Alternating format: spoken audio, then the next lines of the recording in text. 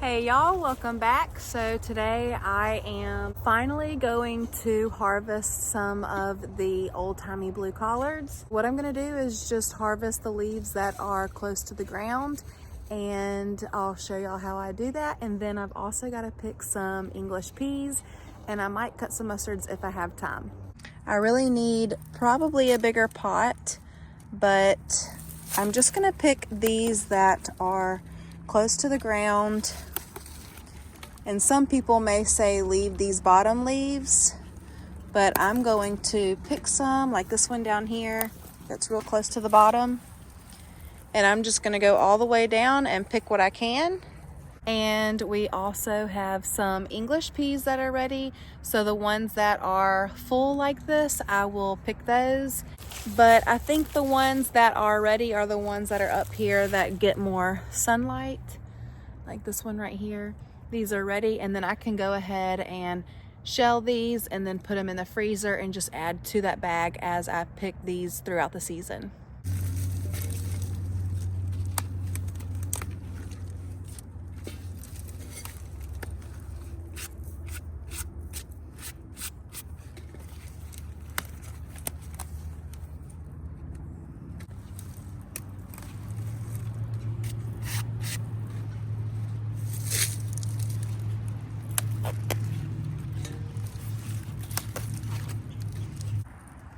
The leaves on this one are huge.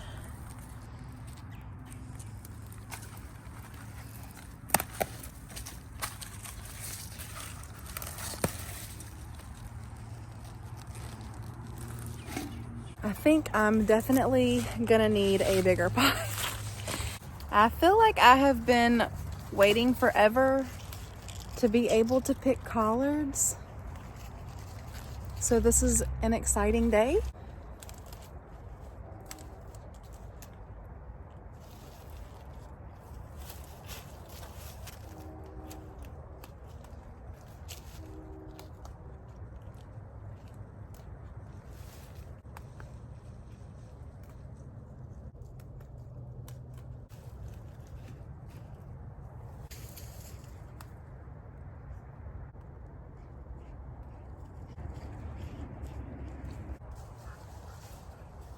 There is hardly any bug damage, but I wanted to show you that this is probably the worst one. And if I see this on the collards, that does not bother me. We do not spray anything on these. To me, this just means that they're tasty and they're good and the bugs like them. So we still eat the ones that look like this, not a big deal. So all I did was just pick the very bottom leaves you saw, and I did the first row and it filled up. It's cold out here, but my hands are warm. So I filled up my pot, and I'll go ahead and do these next two rows the same way.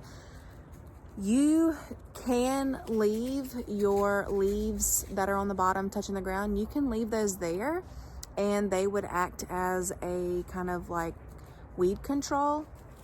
So you can tell this one has huge leaves and they're just laying on the ground. That can help control the weeds, so you could leave it like that.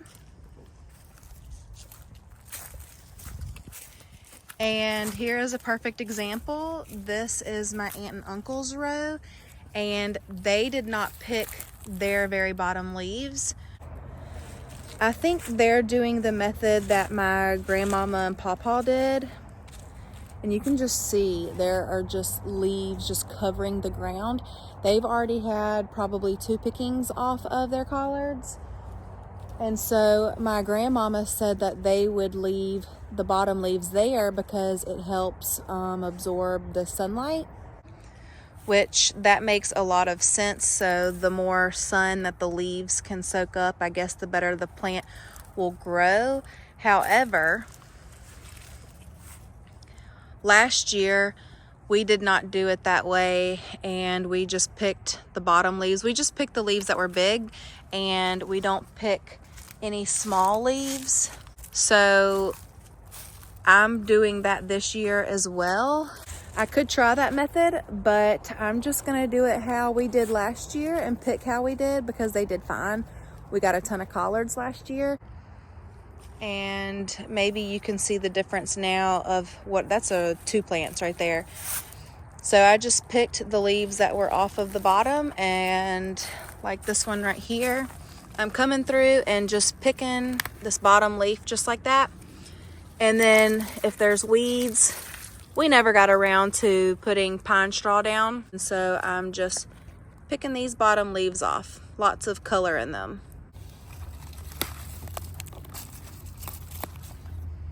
And that one's got a few holes in it, probably from worms. This one's very wilted.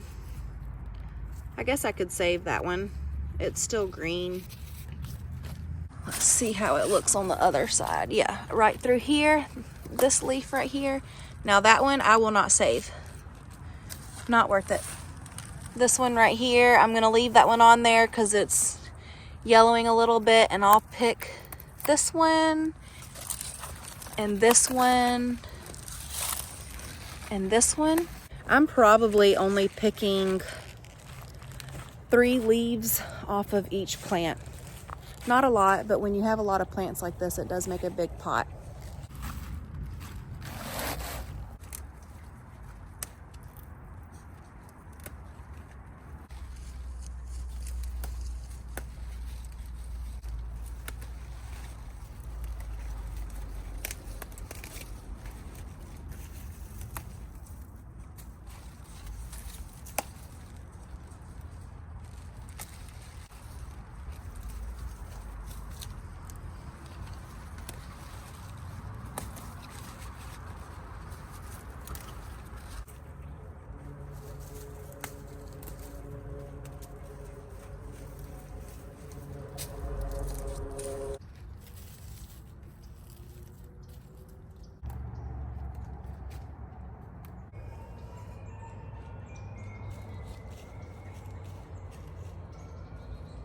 The ice cream man.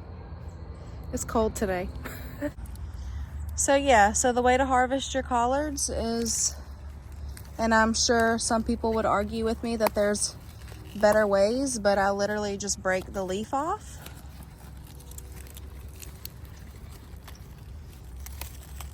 And that's it. I don't bother using scissors. That's a lot of extra work when you can just come out here and snap it off. Some of these plants that are smaller, I may take 1 leaf off of those just because that leaf is on the ground.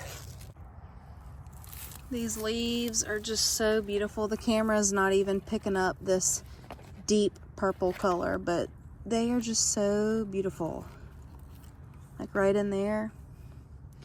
Maybe if I zoom in, there you go. You can see how purple it is. And of course, the more color, there's more nutrients. So I'm gonna finish picking these. I've got 1 row to go, and then I'll show you what I get after I harvest them. And then we're gonna move to the peas. All right, here it is. And you can't even hardly tell that I cut these off.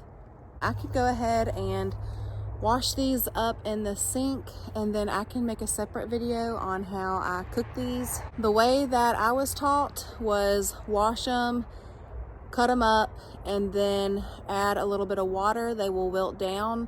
Add some ham hocks, maybe 2 ham hocks, and 2 or 3, I guess it just depends on how big your pot is. For this little bit, I would just do 1 ham hock and maybe some bacon grease. And then to make them tender, if they're tough, you can add a little bit of baking soda. So that's how I make these. And then we will eat on them. And then whatever is left, I will freeze them. I've also got a can of collards that my aunt gave me, and you can can them. I've never done that. It would be nice to try it, but I don't know if we have enough to actually can them. But I'll put a picture here of what canned collards look like. And it is so interesting to me that we could just can these and then eat on them through the year. So yeah, here we have it.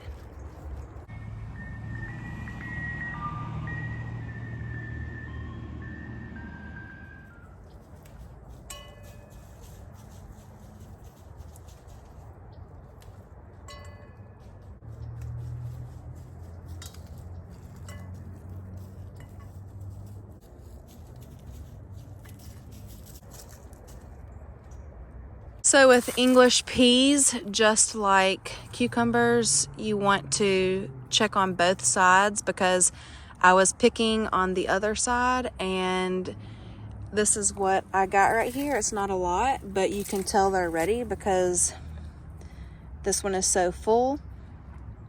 And so you want to check the other side, because I did find some over here that I couldn't see through the fence. My grandmama was just saying that there's going to be strong storms tonight, and there was some strong storms the day before yesterday. So hopefully after all this rain, everything will be growing beautifully. So ones like this, I'm going to leave these, and hopefully the storm isn't too bad, but a lot of them still need to be filled out a little bit more. So this is what I have for the peas. It's not a lot, but that's okay. I'll just shell these, put them in a freezer bag and just freeze them. And then as I pick, there's a ton that will be ready within the week, maybe at the weekend. I will just add those to this, and the whole harvest I'll add, and I won't eat on them until we're done. That way I can see how much I got from this whole entire row. All right, so here is the harvest. We've got a pot full of collards and just a few English peas. There will be a ton of peas ready soon, and it won't be long and I'll be able to harvest the broccoli. And I did notice the other day that I had a cauliflower.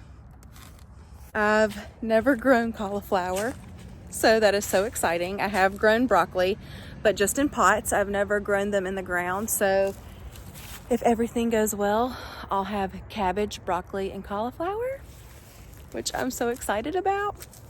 And I really need to come out here and cut some more mustards. All right, well, that's it for today. I just called Steven and did not realize what time it was, so we're gonna go ahead and go see his family. That's what we do every Sunday. So the mustards will just have to wait until probably Tuesday. Today is Sunday. So I'll get out there and either me or my mom may cut the mustards. As always, thank y'all for joining me in the garden. If you are new here, click subscribe to see more. And if you already are subscribed, thank y'all for always watching and being here. I hope y'all have a wonderful week, and I will see y'all in the next one. Bye, y'all.